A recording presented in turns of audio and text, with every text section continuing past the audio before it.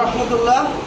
ধন্যবাদ জানাই আমাদের খুলনা রেঞ্জ কমান্ডেন্ট স্যারকে, ধন্যবাদ জানাই আমাদের জেলা অ্যাডজুটেন্ট স্যারকে, ধন্যবাদ জানাই আমাদের থানা কর্মকর্তা তারিকুল ইসলাম স্যারকে, ধন্যবাদ জানাই আমাদের ভারপ্রাপ্ত থানা কর্মকর্তা পিআই আপা আমাদের হামিদা খাতুন স্যারকে, ধন্যবাদ জানাই আমাদের থানা প্রশিক্ষক উত্তম দাস স্যারকে এবং ধন্যবাদ জানাই আজকের এই খুলনা সদর থানার সকল দলনেতা দলনেত্রী ভাইদেরকে।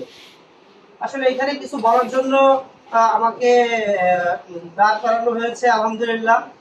তা মূল কথাটা হচ্ছে যে সারা বাংলাদেশে 18 তারিখে প্রত্যেকটা ইউনিয়ন এবং ওয়ার্ড দলনেতা দলনেত্রীরা আন্দোলন করে যাচ্ছে।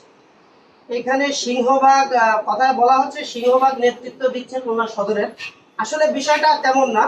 আমাদের এই আন্দোলনটা আরো আন্দোলন বলবো না, এটা আমাদের দাবি আদায়ের একটা বিষয়।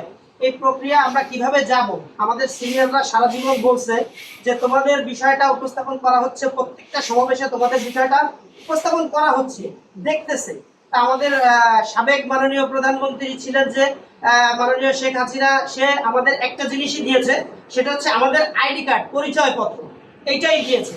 আসলে আমরা কিভাবে খাবো, কিভাবে বাঁচবো, এটা নিয়ে কারোর চিন্তা ভাবনা নাই। আমি কয়েকদিন ধরে একটা কথাই বলছি যে আমরা বিডিপি দলনেতা দলনেত্রী আছি একটা সংসারে বউয়ের মতো, সারা দিনের কাজবাজ করবে কিন্তু বেতন হবে না, সারা দিনের কাজবাজ করবে কিন্তু বেতন হবে না। বিষয়টা হচ্ছে সাধারণ আনসার অনেক কিছু করছে, ব্যাটালিয়ন আনসার অনেক কিছু করছে। ব্যাটালিয়ন আনসার আমাদের বাহিনীর একটা চৌকস বাহিনী, তারা সর্বোচ্চ নিরাপত্তা দিবে। সাধারণ আনসার তারা অন্য সংস্থা থেকে বেতন নিয়ে আসে, এরা আমাদের বাহিনীর একজন সুনামধন্য। এই পর্যন্ত আমরা যদি একটা ইলেকশন করি, সেই ইলেকশনেও আমাদের ইউনিফর্মটা, নিজের পরিচয়টা নিয়েও একটা প্রশ্নবিদ্ধ চলে আসে। আমাদের পরিচয় এই ইউনিফর্মটা, আমি কোনো একটা সময় বলেছিলাম এই ইউনিফর্মটা ভালোবাসার ইউনিফর্ম, মুক্তিযোদ্ধার রক্তের, শুকনো রক্তের এই ইউনিফর্ম, কিন্তু এটাকেও আমাকে পড়তে বাধ্য করা হয় না যে জলপাই পোশাকের একটা ইউনিফর্ম পরো।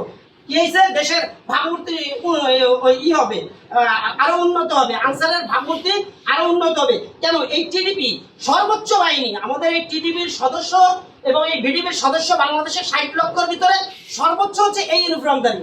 তা আমি এই ইউনিফর্মটাকে প্রতিষ্ঠিত করতে চাই, আমি এই ইউনিফর্মটাকে ভালোবাসি। আর বিশেষ করে আমরা কিভাবে কয়টা ডাল ভাত খেয়ে বেঁচে থাকতে পারি, আমাদের এই পর্যন্ত প্রত্যেকটা অফিসারে বলছে তোমাদের বিষয়টা উপস্থাপন করা হয়েছে, এটা হচ্ছে মৌখিক। আমার জন্য আমি কাঁদবো, আমার পেটে যদি খিদা হয় সেটা আমার পেটে খিদা লাগবে, আর একজন আমাকে বুঝাইতে পারবে না যে তার পেটে খিদা। তাই আমরা ডিজি মহোদয় স্যারের সঙ্গে আমাদের জেলা কমান্ডার স্যার আমাদের আশ্বাস দিছে যে আমাদের রেল স্যারের সঙ্গে কথা হয়েছে, আমাদের ডিজি মহোদয়ের সঙ্গে 20 তারিখে আমাদের একটা বৈঠকের ব্যবস্থা করে দিবে। আমরা তার সঙ্গে ওইখানে বসে আলোচনা করব।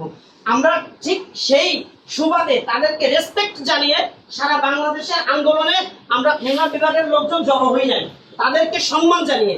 তাই আমি চাইবো যে আমাদের উপরের যে কর্মকর্তা স্যাররা আছেন যেন তারা তাদের প্রতিশ্রুতি রাখে, আর আমরা শান্তভাবে তাদের রেসপেক্ট জানিয়ে।